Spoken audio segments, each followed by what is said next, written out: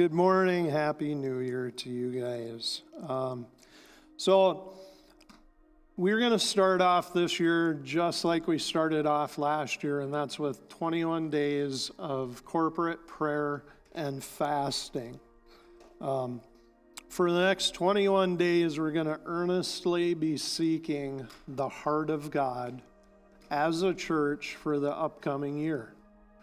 Whether you've been here for a week, a decade, or in some cases closer to a century, I would encourage you to invest in your body, invest in Lighthouse Fellowship corporately, and we're going to have 3 Thursdays. We do them every Thursday, but this is going to be a little bit different on the Thursdays, but we're going to do 3 Thursdays where we're going to come together collectively as a body, and we're going to worship the Lord, and we're going to listen, and then we're going to pray. And so that'll be Thursday nights starting at 6:30.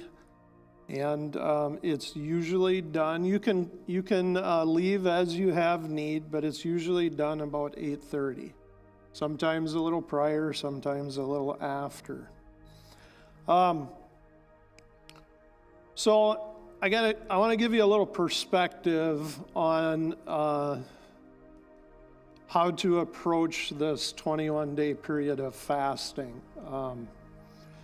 So instead of approaching it this year from a taking away or a removal time, because often that's what we associate with fasting, right? We stop doing something. I want us to look at it from this perspective. So for the next 3 weeks, I am going to take some extra time, specifically the span of 21 days, in prayer to seek the heart of God for the things that He would like to add to my life this year. Add, not take away.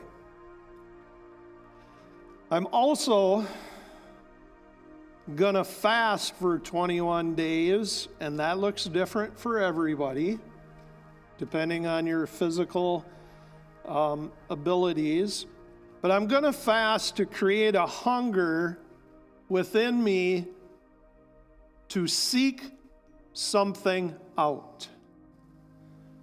And I guarantee you, if you don't eat for 21 days, it's gonna develop a hunger in you to seek something out.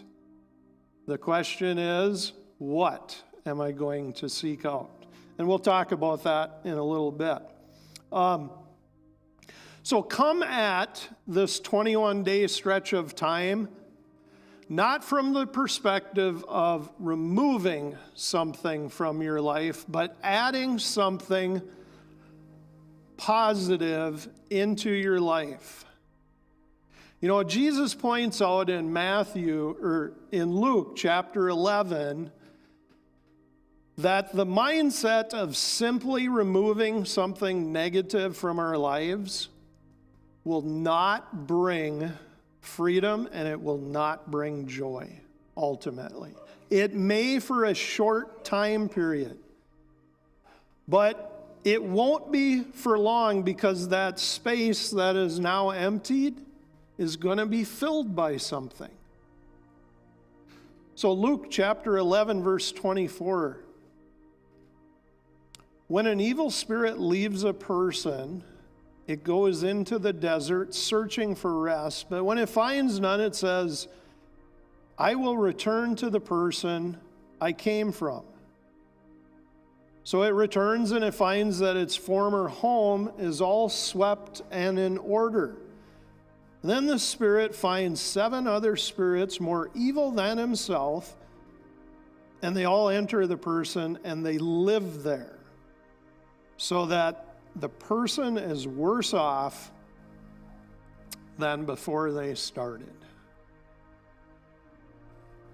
You know, this person that Jesus is kind of using as a teaching example, he points out that there was indeed a temporary victory in this person's life.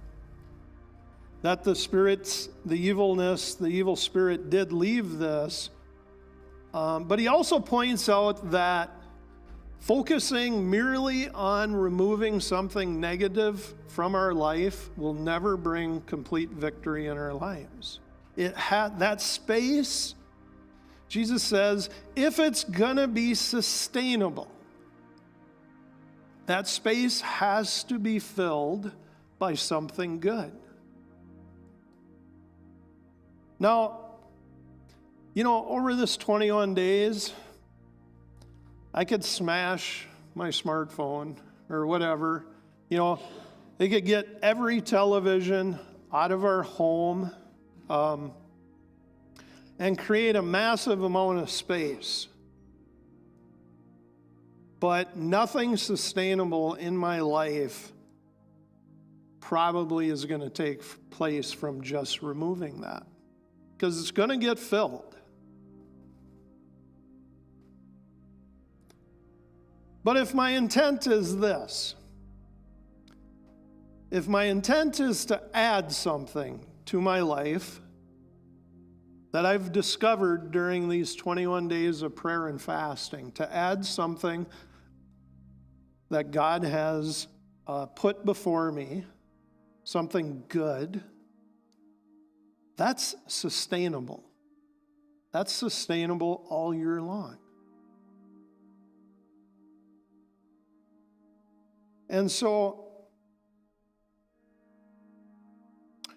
I would like our focus this year to be on what is sustainable, to be on what is positive. What are the good things that God has laid before you? If we earnestly seek them out for 21 days, God is going to say, here is this giant buffet of really good things. How about you just pick one and you can put it into your life? Now, I'm not against stopping to do things that are bad, so please don't misinterpret that. But what I am saying is the act of just doing that in and of itself is it's unsustainable. And I think that there's enough, when you look around at New Year's resolutions, there's enough proof that most of those things are unsustainable.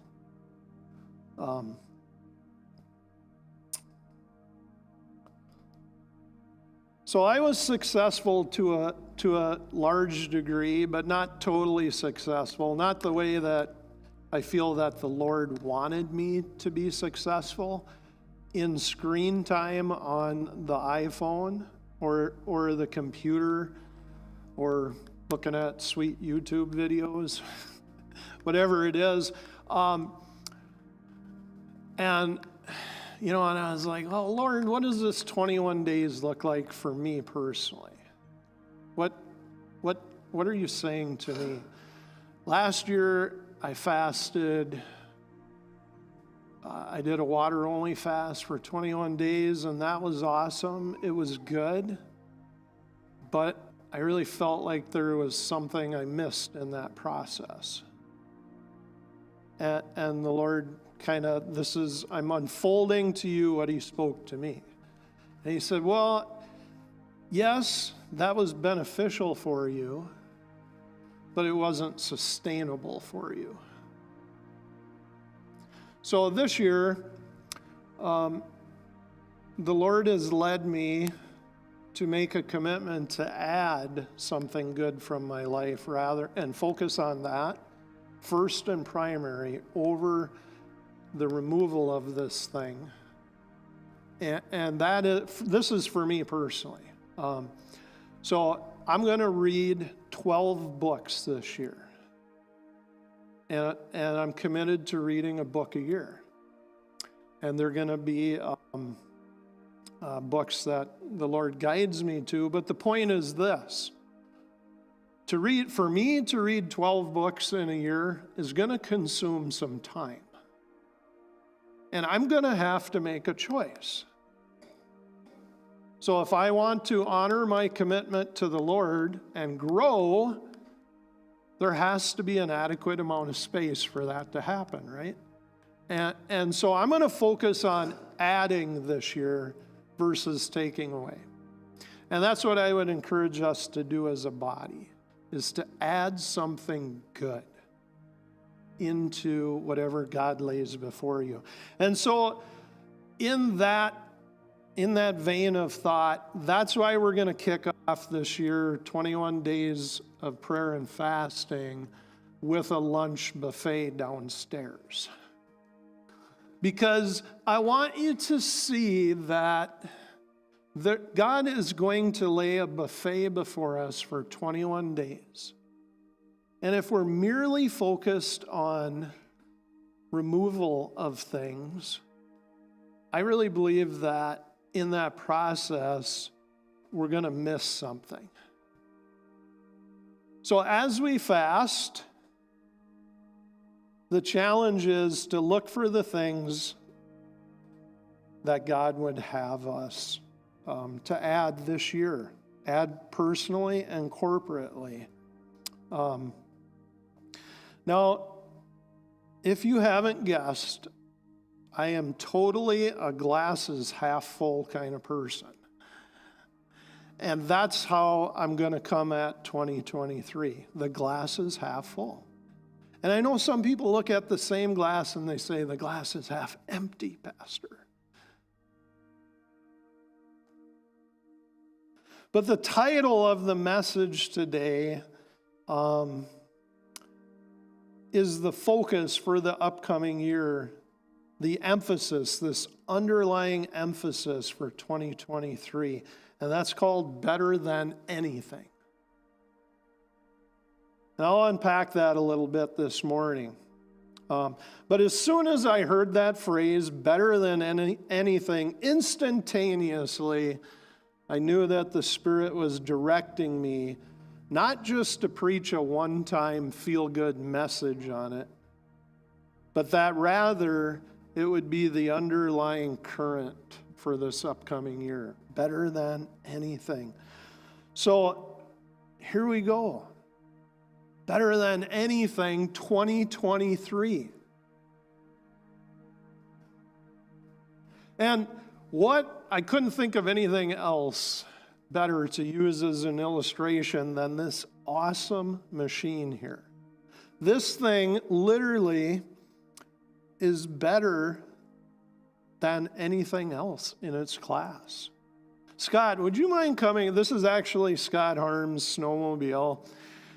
So Scott, would you mind giving us like a rundown on this thing a little bit? Give us some of its, why it has street cred. You want the 30-second version? No, the just, 2-hour version? well, maybe not 2 hours, but give us a good inside look into what you know about that thing. Most of you know that I raced these single-cylinder sleds for a number of years. And I'm older and wiser now, so I'm mostly retired. Not completely, but mostly. You hit your head on the ice a couple times and you wise up real fast. So anyway, so this is a 71 Artie Cat. This is the only one in the world like this. I didn't initially build this, I bought it this way. This thing will run about 80 miles an hour if you dare to. And it's extremely loud, and after church, we're going to take it outside and we're going to fire it up. See, it's about 140 decibels standing about 10 feet away. So anyway, I bought this from a guy whose nickname is Joe Dirt. His name is Joe Dirt because he was a fellow racer, but everything he brought was dirty, crummy, you'd follow him around with a magnet and pick up the pieces that fell off his snowmobile because nothing was secured. So they nicknamed him Joe Dirt. So he built this thing, and this thing ran in Eagle River World Championship in 2011, or 2012, I can't remember. And he was in 3 classes, he won all 3 heat races, until the quote officials looked it over and said, no, you can't run that no more. So there's something he did that they didn't like, and he just said, okay, whatever. So It never got to compete for a trophy or anything. So, but anyway, still has the same battery in the back light. You have to have a light on the back. So there's a toggle switch, the same 9-volt battery that was in there in 2011. I never changed it and it still works. Must be a good battery, I guess, anyway. So just a little rundown. I bought it from him and I pulled it apart because it was missing all kinds of bolts and rivets and screws, and the hood was bashed and smashed and had all kinds of stickers all over it. So we redid that. And the motor is actually from a Rokon motorcycle, probably around 1974 or 75. And he had sent that out to a company called Label X Motorsports, and he spent over $5,000 having that thing modified. So you can tell it's a free air, but the way we run in the fan class is it also has a fan on it. So there's always a way to buck the rules or stretch the rules or make the rules work. So anyway, so it's made up of some Skidoo parts, some Arctic Cat parts. The spindles are off of Skidoo. The skis are, of course, aftermarket. Some company makes those. The track is off a Yamaha. It was a new track, a Yamaha Bravo track, because it's short enough to fit under there. And the suspension is out of a 75 Arctic Cat Z, I believe. So, and it wasn't a Z, one of their race sleds, but the CD custom made. I've had it out on the oval track once, but it wasn't set up for me, meaning the handlebars were way down here when I got it. I raised them up, but now in order for me to drive it, I have to raise the seat about 8-10 inches because my knees just don't bend like that no more. So he had about $6-7 into building it. I gave him just a small portion of that. He just wanted to dump it, and I happened to be there. Okay, I'll take it. So I just bought it to resell it and make some money. I don't really care to drive it, but I've been trying to find someone that'll drive it. But anyway, so that's kind of I literally won hundreds of trophies over the years. I was the guy to beat. And, my wife went to the bank and what did she say, the lady at the bank in Bremer? She said, I know Scott Harms. What did she say? She told her that he's a legend.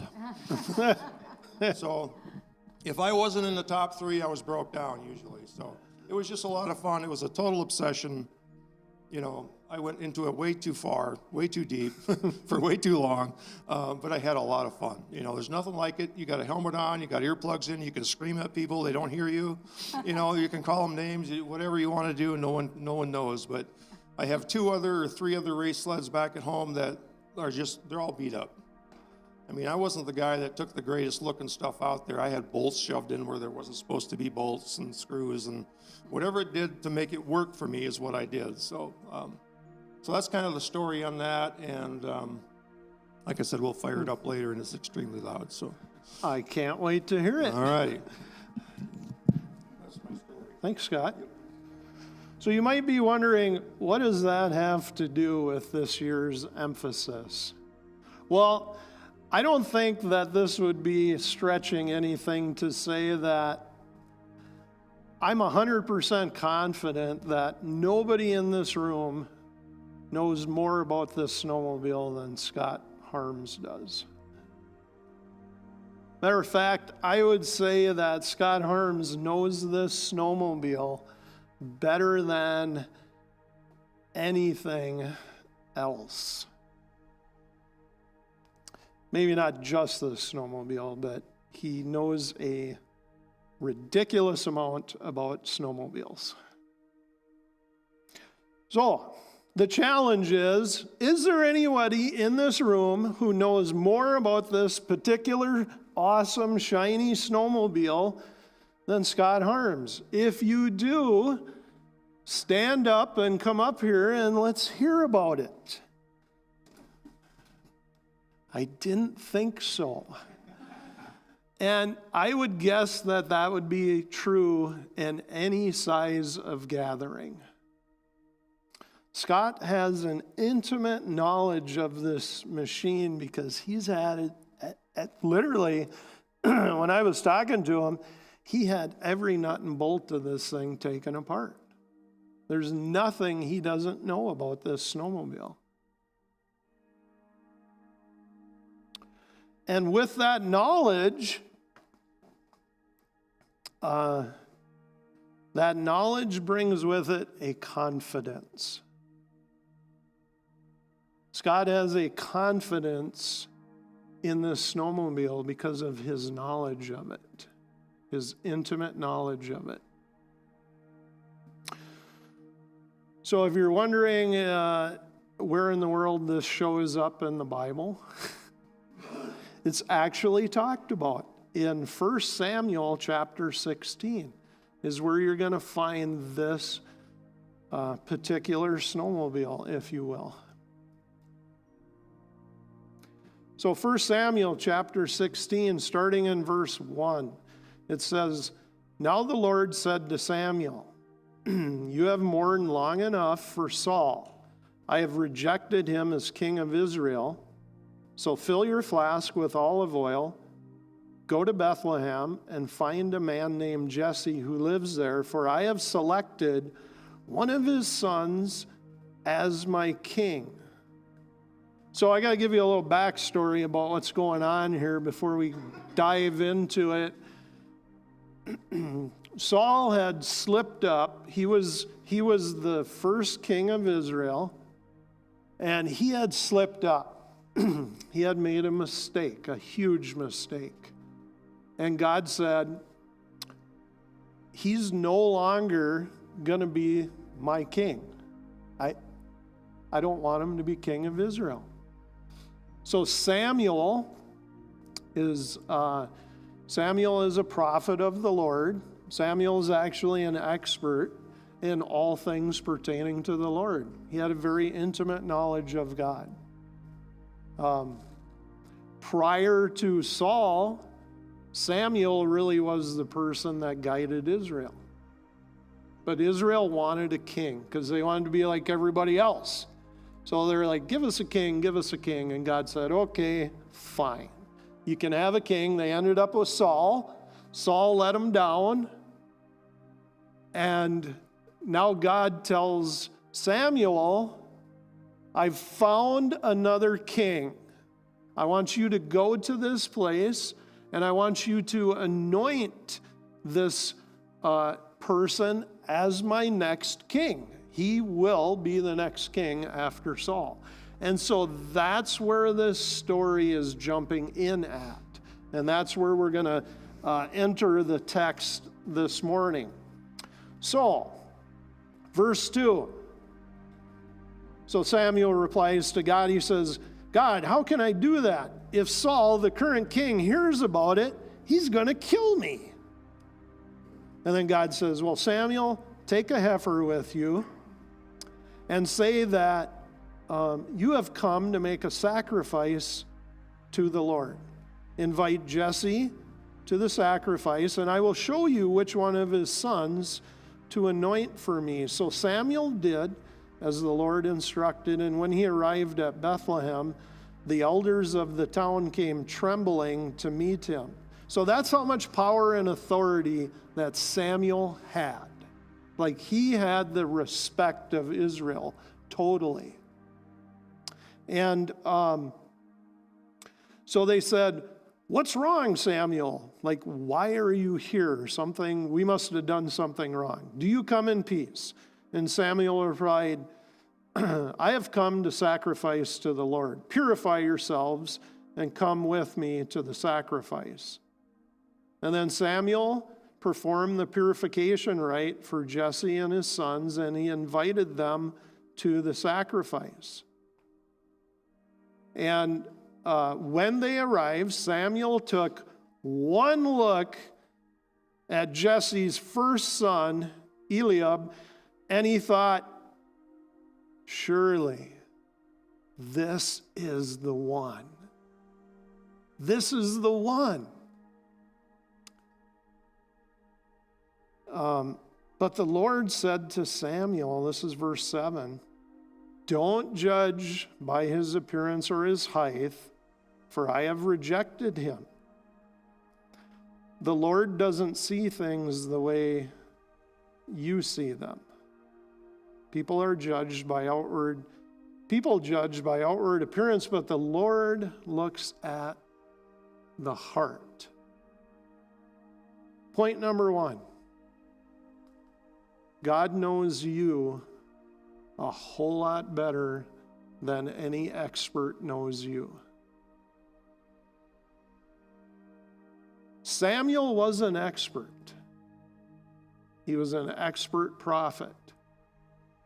Probably scarcely ever wrong in his career about judging the things of God.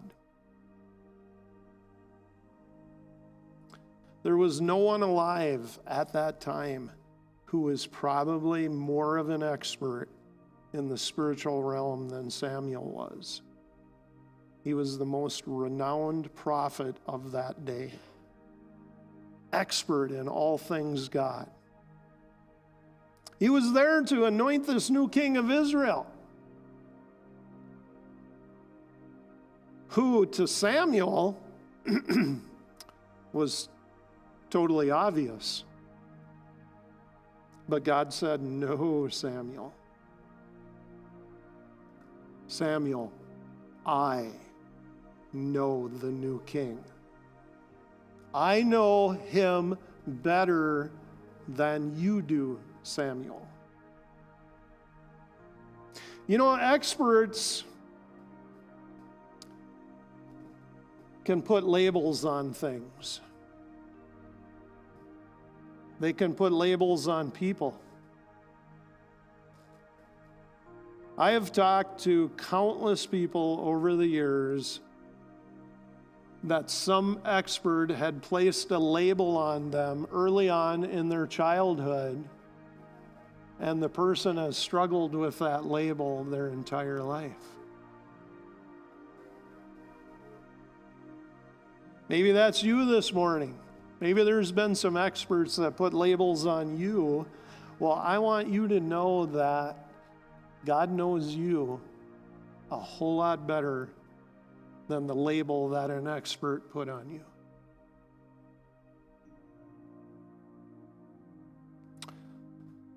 And then Jesse, this is verse 8, then Jesse told his son Abinadab to step forward and walk in front of Samuel. Samuel said, this is not the one the Lord has chosen.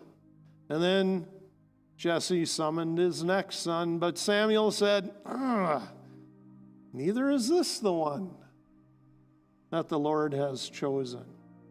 And then get this. In the same way, all 7 of Jesse's sons were presented to Samuel, but Samuel said to Jesse, well, I don't know, I guess the Lord hasn't chosen any of these. It doesn't make sense, Samuel said. Are there any other sons? Actually, what it says in verse 11 is, then Samuel said, Jesse, are these all your sons? Because something doesn't make sense here. And then Jesse replied, there is still the youngest, but he's busy out in the field watching sheep and goats. And Samuel said, well, I think we better get him here right away. Matter of fact, I don't think we should sit down or eat until he shows up here. Point number 2, God knows you a whole lot better than your family does. David, if you haven't guessed it yet, was the one God had chosen out of the family of Jesse to be the king. And yet, David, being anointed as king, never entered into one person's mind in his family. As a matter of fact, it was the prophet that had to jog David's family's memory. Oh, yeah, that's right. We do have this one obscure child who happens to be out in the field watching the sheep.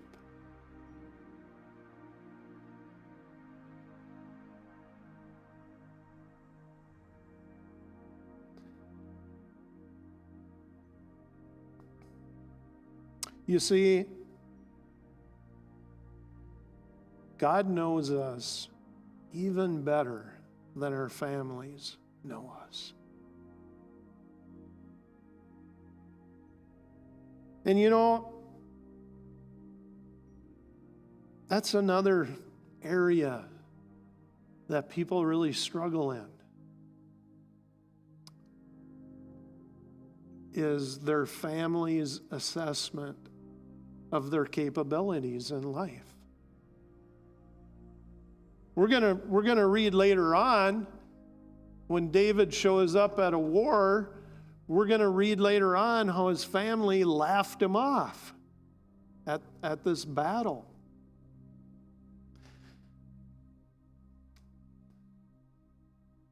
Maybe for whatever reason,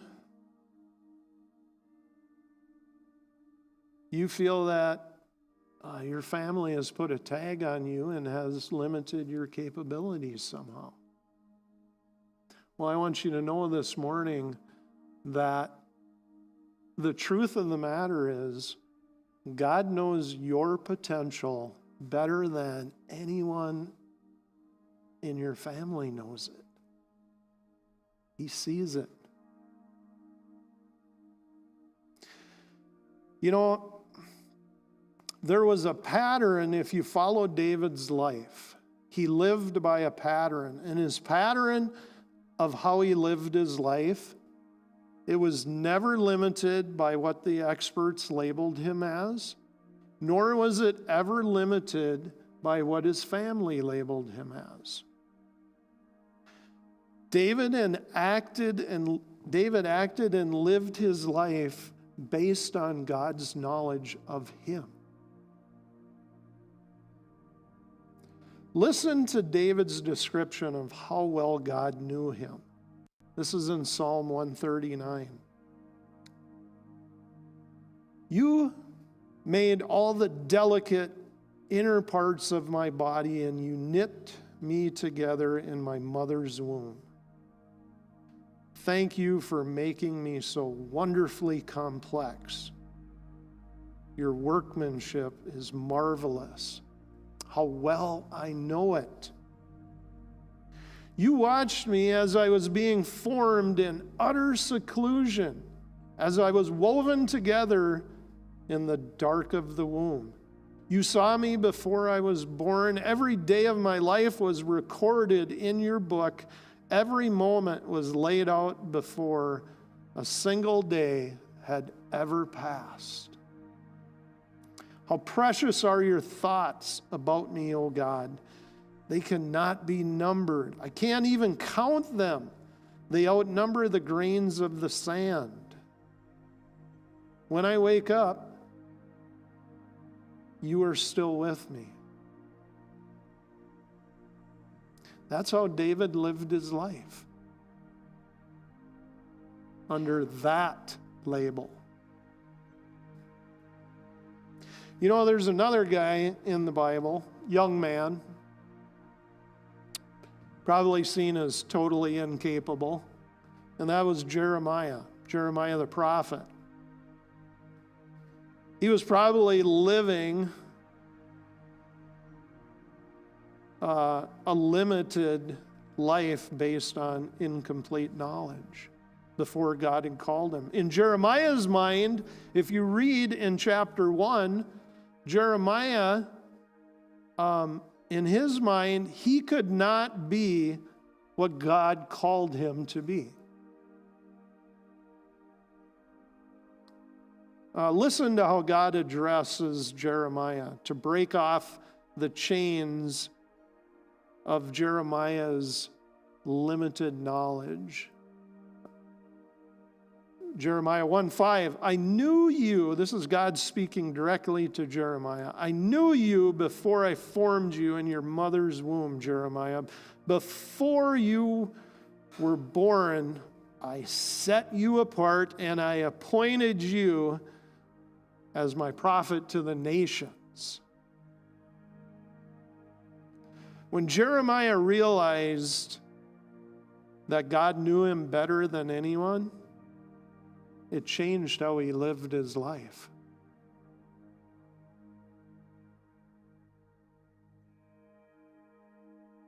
God knows you better than your family, and He is calling you to live your life based on His full knowledge of you.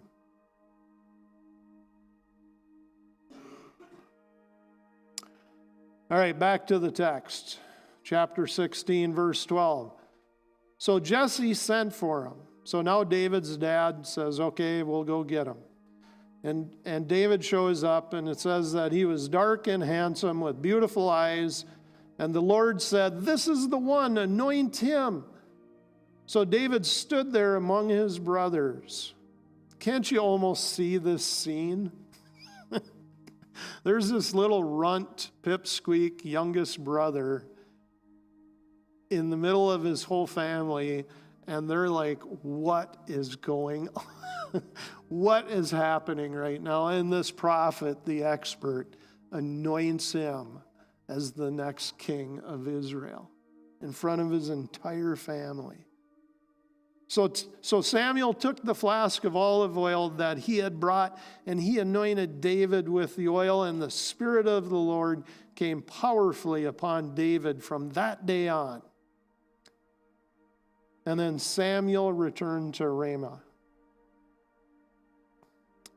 Point number 3, final point. God knows you better than your enemy knows you. In the next chapter, chapter 17 of 1 Samuel, there's this enemy army that is gathered together on a hill to do battle against the Israelites, to destroy the Israelites. And on the other opposing side of the hill is the Israelite army, and in between them is a valley. And the Philistines have this dude named Goliath who was a champion warrior. There was none like him. And so they proposed a challenge to the Israelite army. They said, hey, instead of us killing each other, how about it goes down like this? We'll send our best, you send your best, and whoever wins gets the whole thing.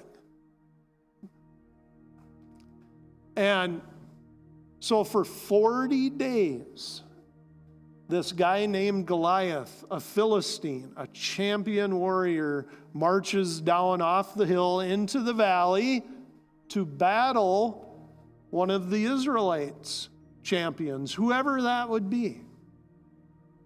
But the issue was the Israelites had no champion. Nobody was willing to confront Goliath.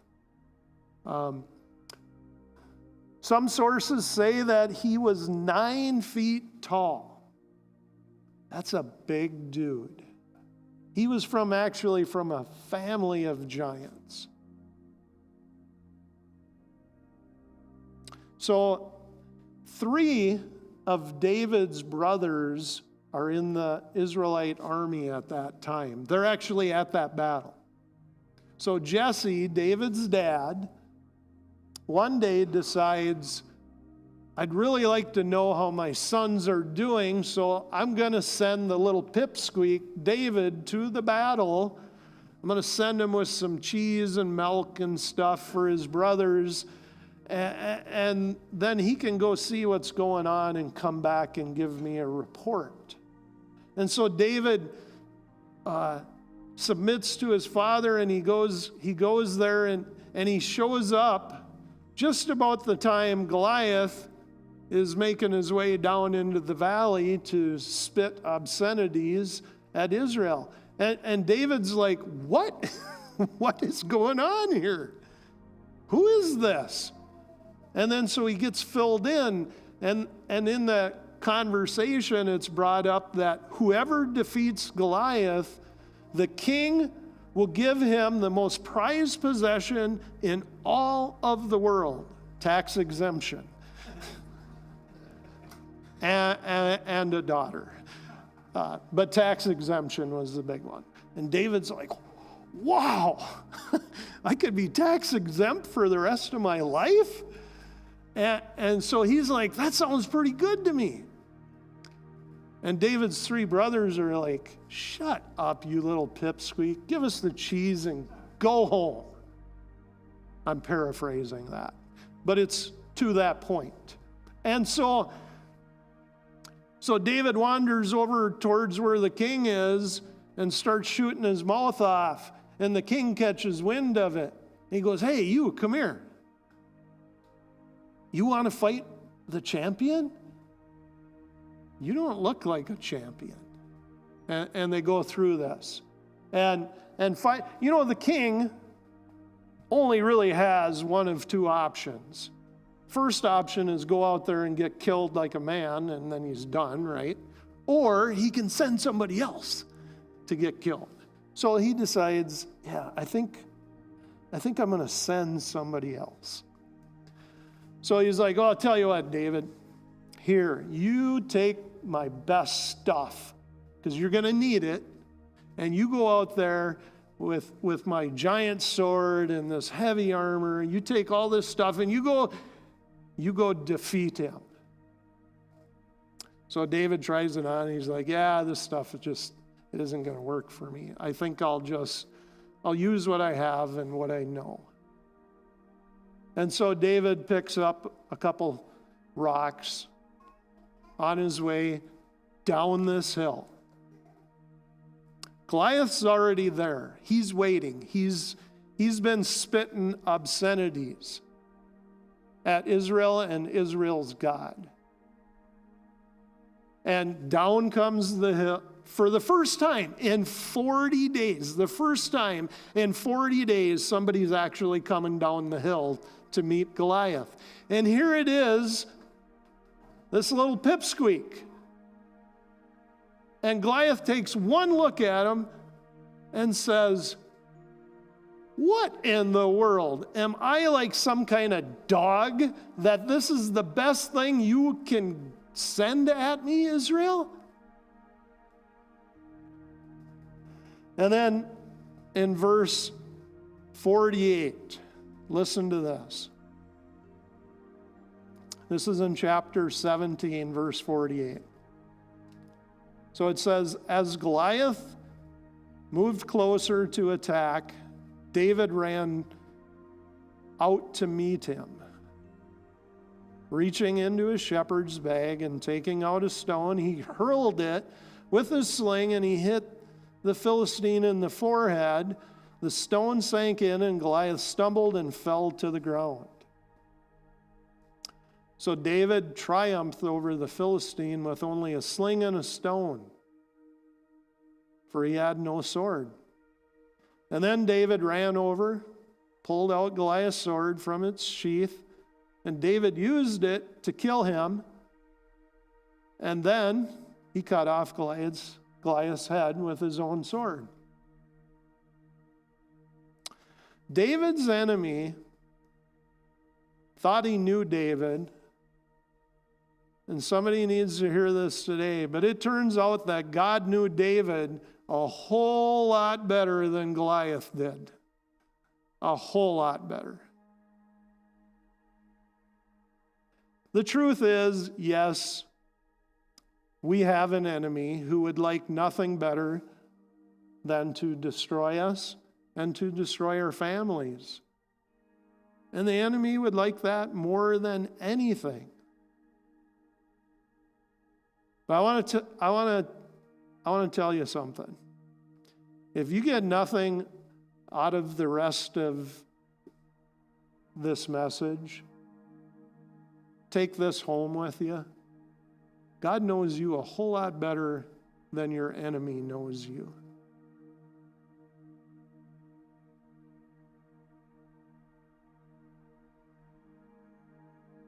I'll have the worship team come on up.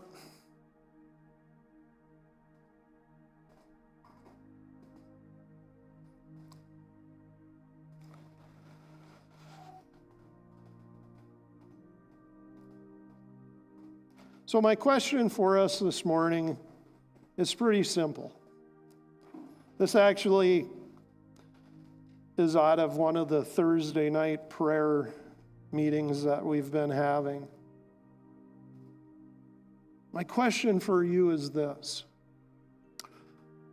What is that thing in the world that you know better than anything?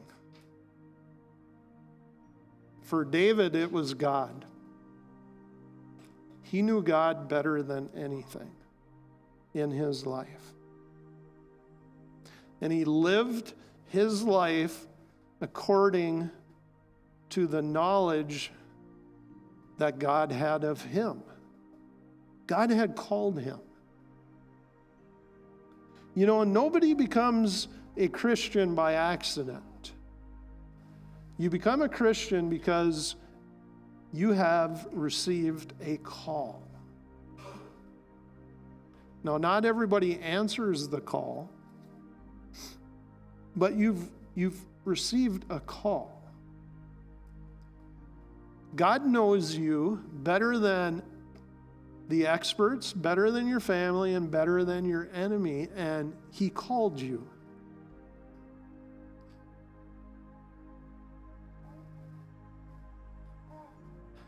God has a confidence in your calling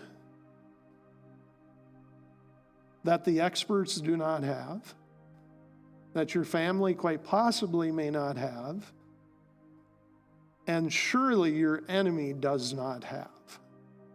God has a confidence in you because he knows you, knows me better than anyone else.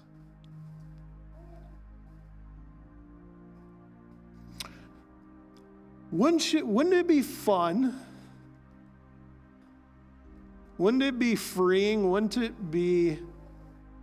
2023 be different if we lived our lives based on just that fact alone?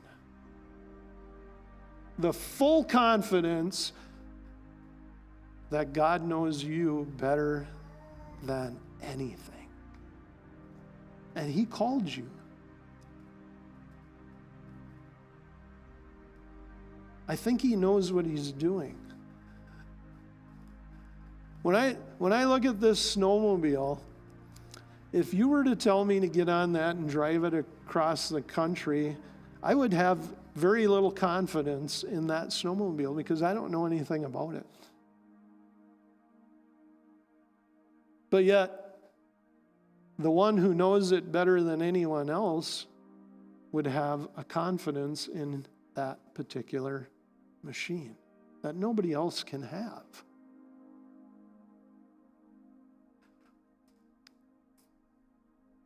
So this morning, as we close, there's a song, I Want to Know You.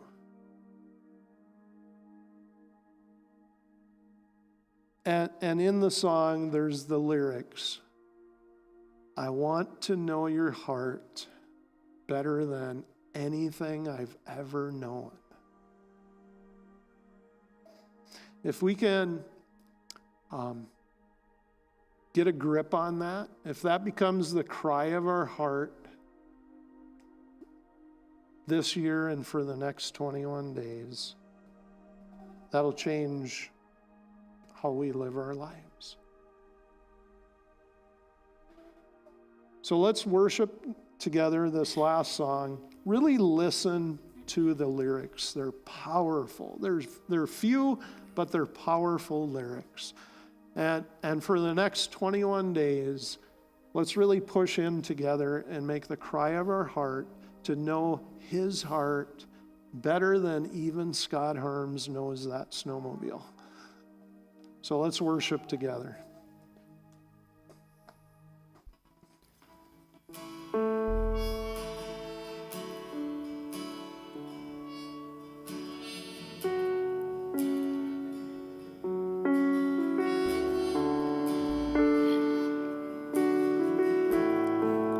When you call my name, I wanna know it's you.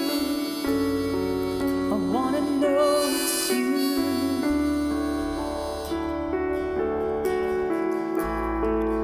Help me recognize it. I wanna know it's you. I wanna know it's you.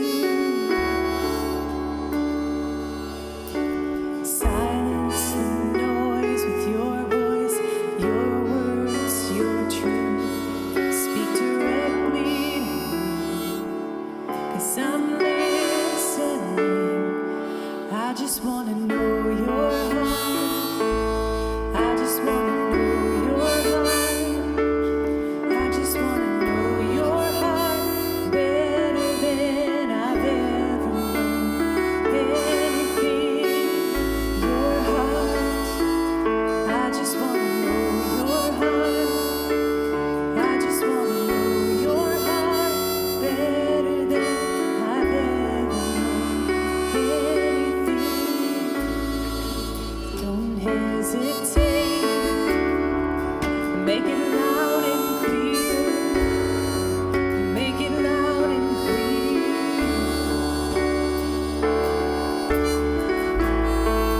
Do whatever it takes to let me know you're here. To let me know you're here. I just want to know your heart. I just want to know your heart. I just want to know your heart better than I've ever known anything. Your heart. I just want to know your heart. I just want to know your heart better than I've ever known anything. Silence the noise with your voice, your words, your truth. Speak directly to me, 'cause I'm listening. Silence the noise with your voice, your words, your truth. Speak directly to me, 'cause I'm listening. I just want to know your heart. I just want to know your heart. I just want to know your heart better than I've ever known anything. Your heart. I just want to know your heart. I just want to know your heart better than I've ever known anything. Your heart. I just want to know your heart. I just want to know your heart better than I've ever known anything.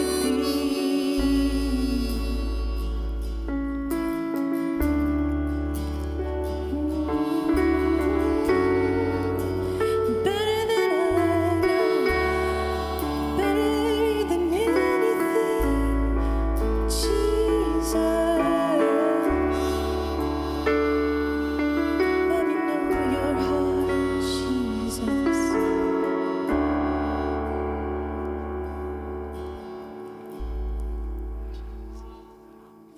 Yes, Lord, the cry of our hearts is to know you better, better than anything that we may know. So, Lord, I pray over this next 21 days, Father, I pray that you would show us this buffet of your good things that you want to incorporate into our lives. Lord, we're going to create room for you this 21 days to speak into our lives. We're going to intentionally quiet the voices so that we can hear your voice. So, Lord, may your blessing be upon this time of prayer, fasting, calling on your name. Lord, I pray that you would speak to each one of us individually and speak to us as a church. Father, we pray.